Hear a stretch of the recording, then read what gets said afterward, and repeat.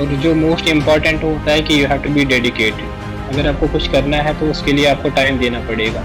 हाँ sir, exactly हर किसी की लाइफ में ये फेज आता है मेरे ख्याल से कि जब वो पढ़ाई कर रहे होते हो कभी ऐसी चीज़ें हो जाती है कि तुम्हें लगता है कि क्या पता मेरा हो जाएगा नहीं हो जाएगा, मैं क्या करूँ। जो क्वेश्चंस गलत हुए थे उनको अच्छे से पढ़ के उनको बुक से क्लियर करके मैं फिर नेक्स्ट टाइम फिर से दूसरा टेस्ट लेता था, तो ऐसे फिर इम्प्रूव हो गई रहे। बाहर निकल के सब बोल रहे थे पेपर डिफिकल्ट था, तो फिर खुद को भी लगा था कि हाँ थोड़ा सा डिफिकल्ट ही था, पता नहीं होगा कि नहीं होगा, क्या होगा।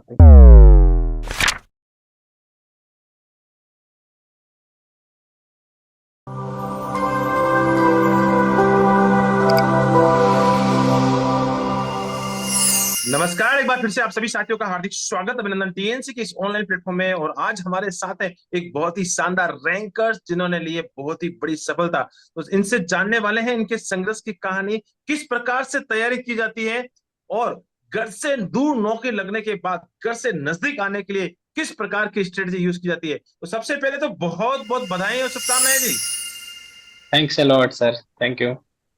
थैंक्स कैसा लग लॉट रहा है मुझे एक टाइम बहुत ही देने के अच्छी लिए। रैंक, ऑल इंडिया रैंक 196 के साथ?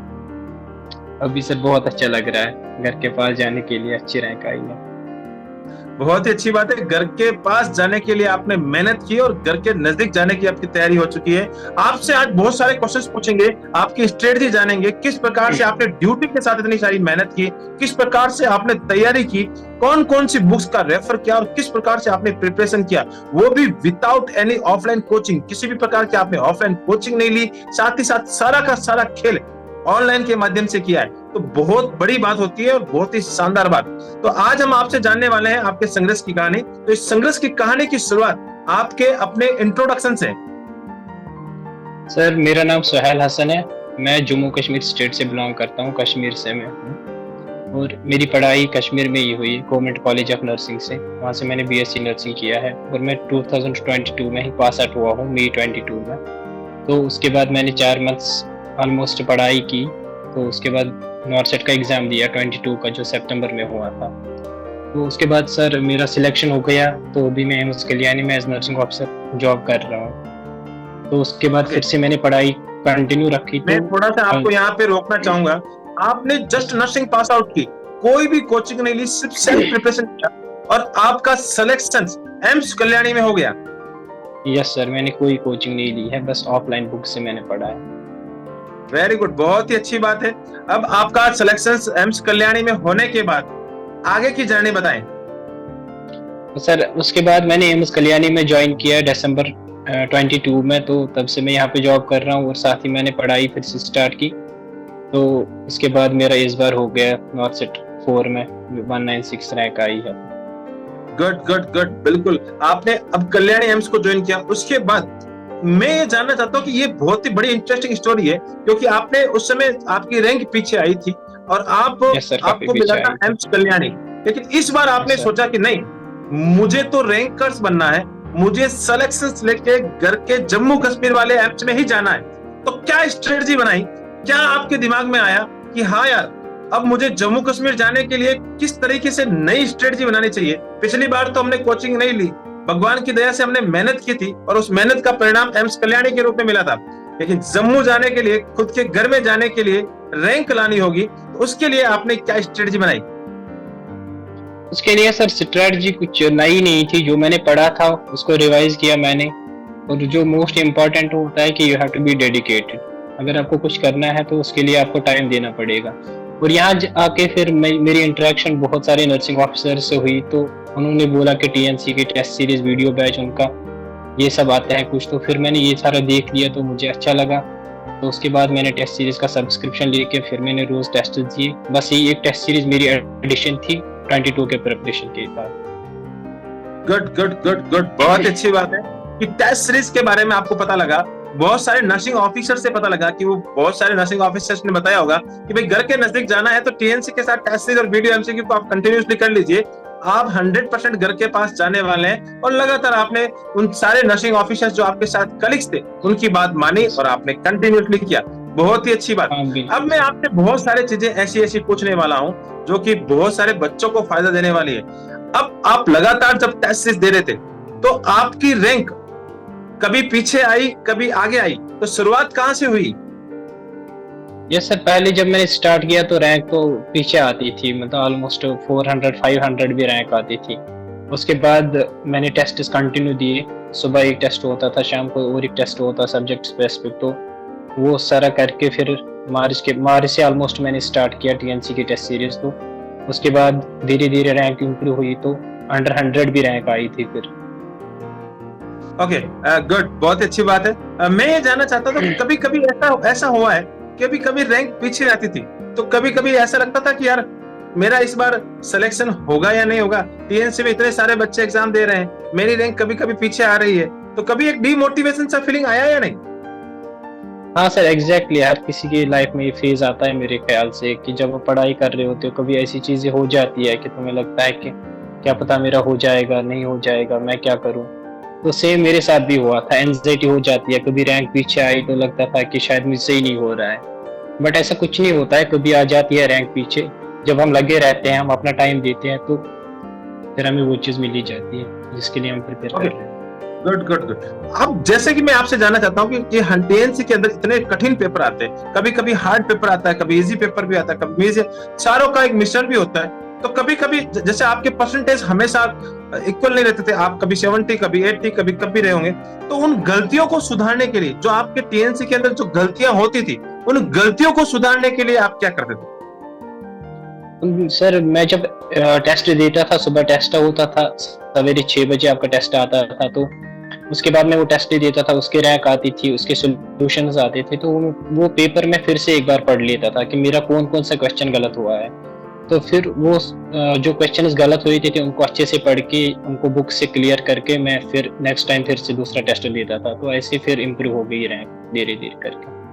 बहुत ही अच्छी बात है, यानी गलतियों पे काम करना आपने स्टार्ट किया और गलतियों पे काम करते करते करते आप बहुत ही ज्यादा परफेक्टनेस में आगे बढ़ गए। इस बार पेपर डिफिकल्ट भी आया है, और इस पेपर में जब जाने से पहले, मैं पहले पेपर से मैं जाने से पहले की बात पूछ लेता हूँ। सिलेक्शन कल्याणी में हो रखा था, घर के नजदीक जाना था, एग्जाम हॉल में जाने से पहले कभी ऐसी फीलिंग आई कि यार एक एंजाइटी वाला माहौल आपके दिमाग में आया कि यार इस बार सिलेक्शन होगा कि नहीं? हाँ सर, एग्जैक्टली होता है ऐसा, मतलब एग्जाम सेंटर में आप बैठे होते हो, आपके आगे सिस्टम लगा रहता है, तो एंजाइटी पहले हो जाती है। लेकिन टीएनसी की टेस्ट सीरीज से मेरा ऐसा रूटीन सा बन गया था फिर, कि मैं रोज सुबह 6 बजे उठ के टेस्ट देना ही देना था मुझे, मतलब मार्च से जून तक मैंने कोई टेस्ट टीएनसी का मिस नहीं किया है। तो ऐसे एक ना वो रूटीन सी बन गई थी कि जिससे ना वो एंजाइटी एक्स्ट्रा वो कूप अप करना फिर आसान हो गया था वहां पे। गुड, यानी ब्रेकफास्ट में टीएनसी की टेस्ट सीरीज से ही शुरुआत होती थी। यस सर, ब्रेकफास्ट में टीएनसी टेस्ट सीरीज से शुरुआत होती थी। बहुत ही अच्छी बात है और बहुत ही शानदार बात है, एग्जाम में आपको बहुत बड़ा फायदा मिला। अब मैं जानना चाहता हूँ कि एग्जाम हॉल के अंदर की बात, जहाँ एग्जाम हॉल में आप पेपर देने बैठे, तो पेपर की जब शुरुआत होती है, और इस बार भी पेपर की जब शुरुआत आपने की थी, तो पेपर इस बार थोड़ा सा डिफिकल्ट लेवल था, लेंथी लेवल। डिफिकल्ट तो क्या बोले, क्योंकि क्वेश्चन तो वही थे जो आने हैं, लेकिन इसका लेवल अब की बार थोड़ा लेंथी था। तो आपको भी कहीं एग्जाम हॉल में ऐसी फीलिंग आई कि यार पेपर कुछ ज्यादा ही लेंथी आ गया है या बहुत ही हार्ड आ गया है? हाँ सर, मतलब वो पेपर का पैटर्न थोड़ा डिफरेंट था इस बार, मतलब टफ तो मैं नहीं कहूंगा कि टफ था, पेपर तो वही आया था जो हम पढ़ के जाते हैं, उसी में से पेपर आता था। लेकिन इस बार क्या हुआ था, तो जो लास्ट ईयर के पेपर से उसे थोड़ा डिफरेंट आया था पेपर, तो इसलिए से वो थोड़ा सा डिफिकल्ट लगा था। ओके, एग्जाम हॉल के बाद की बात करते हैं। अब बाहर आए, बहुत सारे बच्चों से, साथियों से मिले होंगे और बोला होगा कि भाई साहिल भाई अब की बार तो बहुत भारी पेपर आ गया है। अब उस समय आपको भी लगा कि यार सच में मुझे तो अंदर में इजी लग रहा था, लेकिन बाहर आने के बाद भाई ज्यादा डिफिकल्ट वाला जो माहौल बना था, उस माहौल में आपको भी कहीं ऐसी एंजाइटी आई कि यार अब की बार तो जम्मू चलेंगे या नहीं? हाँ सर, वो तो हो गया था, मतलब बाहर निकल के सब बोल रहे थे पेपर डिफिकल्ट था, तो फिर खुद को भी लगा था यार कि हाँ थोड़ा सा डिफिकल्ट ही था, पता नहीं होगा कि नहीं होगा, क्या होगा, तो वो थोड़ी एंजाइटी आ गई थी। वो अब की बार पेपर में ऐसा ही रहा है, पेपर देने से पहले ज्यादा एंजाइटी, और पेपर में जो बच्चे एग्जाम दे रहे थे टॉपर्स आए उनको कुछ समय तो कम लगी, लेकिन आने के बाद जो माहौल बनाया गया उससे ज्यादा डबल एंजाइटी बच्चों में आ गई थी, और रिजल्ट इतना देरी से आया तो बहुत ज्यादा बच्चों के माइंड में स्ट्रेस अराइज हुआ कि हाँ यार क्या होने वाला है।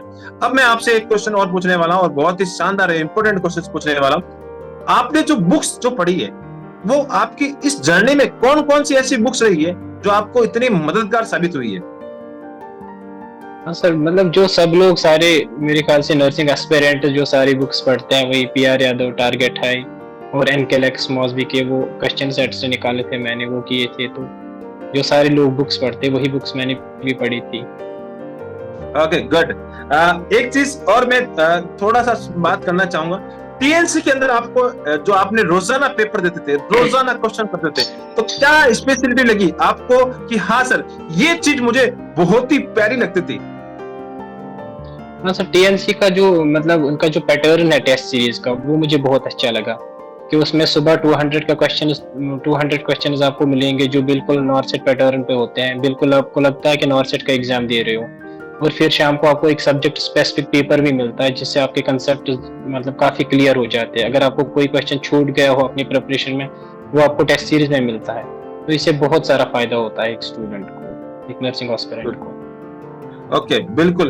आपको ये चीज अच्छी लगी कि हाँ भाई सुबह में एक पेपर हो रहा है, प्रायोरिटी बेसिस पेपर हो रहा है, स्पेशली 200 पेपर हो रहा है, 200 क्वेश्चंस का पेपर अलग से हो रहा है, साथ में एक शाम को जो सब्जेक्ट वाइज हो रहा है, उससे आपको बहुत ही बड़ा मजा आया और आपने ये जर्नी पास आउट की। लास्ट में मेरा आपसे एक बहुत ही इंपॉर्टेंट क्वेश्चन जो कि हजारों फ्यूचर नर्सिंग ऑफिसर्स का लाइफ बनाने वाला है, और वो क्वेश्चन वो आपका सजेशन रहने वाला है कि जिस प्रकार से आपने बहुत ही अच्छी, बिना कोई ऑफलाइन कोचिंग, बिना कोई ऑनलाइन कोचिंग और सिर्फ ऑनलाइन टीएनसी के साथ आपने टेस्ट सीरीज और वीडियो एमसीक्यू को फॉलो किया, साथ ही साथ आपने खुद का जो आपके नोट्स है उनको फॉलो किया, उसके साथ आपने इतनी बड़ी जर्नी को हासिल किया है। तो आपके क्या सजेशंस है, क्या आपके की पॉइंट है उन सारे बच्चों के लिए कि वो किस प्रकार से इतनी अच्छी रैंक लेके आए? सजेशन तो मेरी यही रहेगी सर कि एक तो पहले ना अपना एक सेट गोल होना चाहिए कि अगर आपको नॉर्थ सेट क्वालिफाई करना है तो you have to set that goal कि मुझे करना ही है।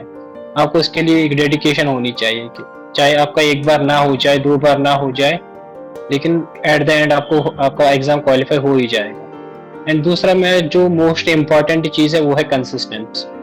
आप चाहे दिन में कम पढ़ो, ज़्यादा पढ़ो, लेकिन कंसिस्टेंटली पढ़ो। और इफेक्टिव आवर्स, अगर कोई 10 आवर पढ़ रहा है, वो दूसरा कोई स्टूडेंट 5 आवर ही पढ़ रहा है, लेकिन वो उसके इफेक्टिव स्टडी आवर्स हो रहे हैं, तो मेरे ख्याल से उसका क्वालिफाई डेफिनेटली हो जाएगा। ये सारी चीजें, एक सेट गोल, कंसिस्टेंसी और इफेक्टिव स्टडी आवर्स होने चाहिए। ओके, बिल्कुल, और बिल्कुल सही बात बताई। कंसिस्टेंसी के साथ कंटिन्यूसली चलना चाहिए, आपका एक माइंड सेट होना चाहिए, और लगातार आप जब आगे बढ़ते हैं तो हमेशा हमेशा आपको विजेता मिलती है। साथ ही साथ और कुछ आप बताना चाहते हैं कि हाँ सर ये चीज फॉलो और की जाए तो और अच्छी एक रैंक हासिल की जा सकती है? सर ऑल्दो मैं अपना बोलूंगा, मेरा 2022 में भी क्वालिफाई हुआ था, लेकिन मेरी रैंक काफी पीछे आई थी, जिसकी वजह से मुझे घर से इतना दूर कल्याणी में आना पड़ा। तो फिर उसके बाद मैंने टीएनसी की test series video batch join किया, तो उससे मेरे ख्याल से मेरी रैंक काफी इंप्रूव हो गई। मेरे ख्याल से मुझे लगता है कि टेस्ट सीरीज या कोई वीडियो बैच होना ये काफी इंपॉर्टेंट है नॉर्सेट की प्रिपरेशन में, बिकॉज आपको हर एक चीज बुक से नहीं मिलेगी, या जो नॉर्सेट की टेस्ट सीरीज प्रिपेयर की होती है वो एक्सपर्ट ने प्रिपेयर की होती है, तो उसमें आपको वो सारी चीजें मिलेगी जो तुम्हें जरूरत होती है। तो ये मुझे फायदा लगा फिर टीएनसी की टेस्ट सीरीज ज्वाइन करके कि मेरी रैंक इतनी इंप्रूव हो गई।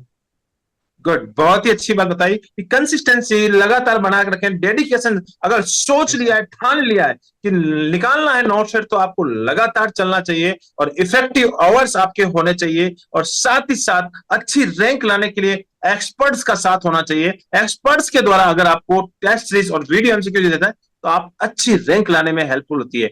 बहुत बहुत धन्यवाद। आपने बहुत सारा जो नॉलेज है, बहुत सारा आपका गाइडेंस है, वो सारे बच्चों के साथ शेयर किया, इस इंटरव्यू सेशंस को आपने अटेंड किया, उसके लिए बहुत बहुत धन्यवाद। आप हमेशा अपना नाम, अपने माता पिता का नाम, साथ ही साथ जिस धरती से आते हैं जम्मू कश्मीर का नाम, और साथ ही साथ जिस धरती पे आप अभी काम कर रहे हैं उस कल्याणी का नाम, और साथ ही साथ जिस कॉलेज से आप पास आउट हुए उन सारे सारे गुरुजनों का नाम, और साथ ही साथ टीएनसी का नाम हमेशा रोशन करते रहे।